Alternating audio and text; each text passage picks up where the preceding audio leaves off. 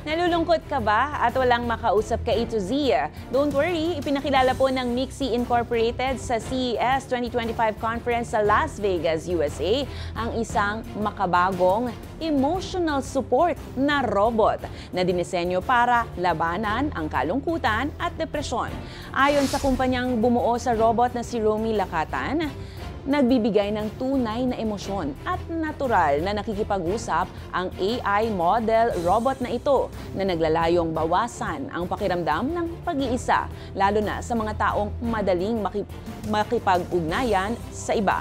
Sa kasalukuyan, mabibili pa lamang sa Japan ang naturang robot sa halagang humigit kumulang $570 o halos 33,000 pesos. Kung kayo ay may kwentong kakaiba, mga kwento ng pag-ibig o storya ng inspirasyon at pag-asa, maaari niyo itong ibahagi. Sumali sa ating Facebook group na Balitang A to Z, panoorin ang replay ng ating programa at sundan ang ating social media pages. Hanapin ang Balitang A to Z. Ang ating pabaong quote of the night ngayong Martes ay mula sa isang politiko na si John Lewis.